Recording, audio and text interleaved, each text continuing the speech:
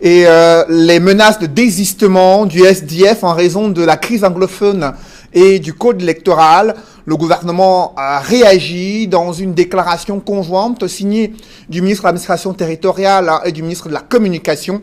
Le gouvernement s'en remet au président de la République afin qu'il prescrive les mesures nécessaires pour assurer le bon déroulement des élections dans ces régions du Nord-Ouest et du Sud-Ouest. Sans répondre aux critiques sur le code électoral, le gouvernement demande aux dirigeants des partis politiques de faire preuve de bonne foi et de mobiliser leurs militants pour participer à ces élections qui sont les seuls instruments capables de conférer la légalité et la légitimité nécessaires pour conduire les affaires publiques.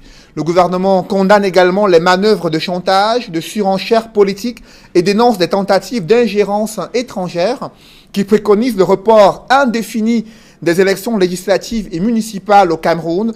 Le gouvernement exhorte les dirigeants des partis politiques à être responsables et à prendre en compte le destin collectif de leurs familles politiques et les aspirations individuelles de leurs partisans, dont l'enthousiasme et la détermination à prendre part au double scrutin se sont fait ressentir dès que l'électorat était convoqué. Le gouvernement juge infondées les accusations sur les tracasseries et blocages subis par les candidats durant la constitution des dossiers de candidature. C'est du moins la synthèse de la déclaration conjointe du MINAT et du MINCOM, ministre de l'Administration territoriale et ministre de la Communication, qui dans leur déclaration n'ont pas exclu le fait que la constitution du Cameroun établit clairement les conditions et les modalités du mandat des députés pour l'extension du mandat des députés, notamment en cas de grave crise au Cameroun. Et cette question du report ou non des élections législatives et municipales a également alimenté un vif débat au sein de la classe politique. Ceux de l'opposition invoquent l'aggravation de la crise dans les régions du Nord-Ouest et du Sud-Ouest. D'autres insistent sur la nécessité de réformer le code électoral, des arguments balayés d'un revers de la main par des cadres du RDPC. Cependant, d'aucuns croient savoir que derrière ce besoin, cette volonté et aussi cette insistance sur le boycott se cache une communauté internationale qui met la pression sur le Cameroun afin de résoudre en urgence les différentes crises. La réaction croisée des acteurs politiques, c'est dans ce reportage que signe Flavien Valondongo. L'annonce de la non-participation du MRC au scrutin législatif et municipal de février 2020 ne cesse de susciter des réactions au sein de la classe politique, de l'opposition comme du parti au pouvoir. Samuel Motte du RDPC laisse dire qu'à travers ce refus, le MRC semble manipuler les consciences des Camerounais.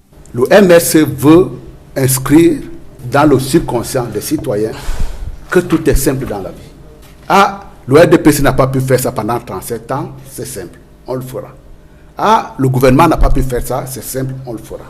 C'est simple chaque fois de dire que c'est simple, sauf qu'à l'évidence, on se rend bien compte qu'aujourd'hui, on est incapable de faire ce qui est plus simple et ce qui rendrait plus simple encore la vie, qui est celui de monter une liste électorale pour aller à une compétition électorale.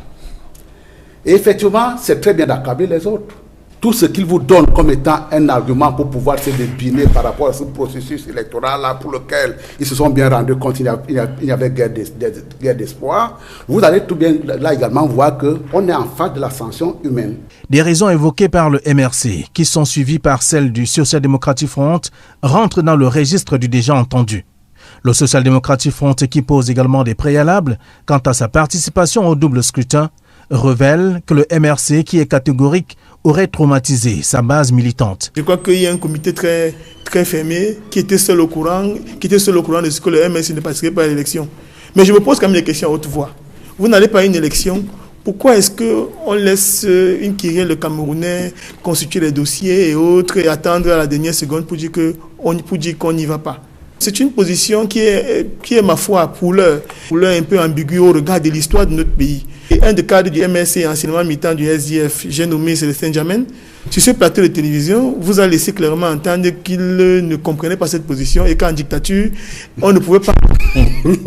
et que dans une dictature, on ne pouvait pas laisser le jeu politique entre les mains du dictateur. Pour l'analyste politique David Eboutou, ces derniers pensent que le MRC, à travers ce refus de participer au double scrutin de février 2020, transgresse le principe de boycott. Nous avons été ceux qui ont suivi de près cette sortie du professeur Maurice Kamto, recevant quelques femmes, quelques dames de son directoire politique, je crois du MRC, où il avait clairement donné sa position par rapport au boycott. Il avait clairement dit que le boycott ne faisait pas partie d'une stratégie conséquente pour combattre une dictature féroce comme celle qu'on a au Cameroun.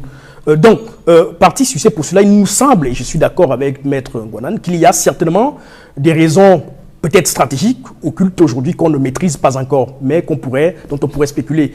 Au sein du mouvement pour la renaissance du Cameroun, l'on insiste qu'il est impossible de songer à un quelconque scrutin alors qu'une partie du Cameroun est presque inexistante. Pourtant, c'est la base militante qui est concernée au premier chef par ce scrutin. Malgré le fait que le code électoral soit mauvais, que l'élection présidentielle est une circonscription unique et qu'avec l'effet de masse, nous pouvions renverser ce régime. Nous l'avons démontré aux Camerounais, nous l'avons fait, notre victoire nous a été volée.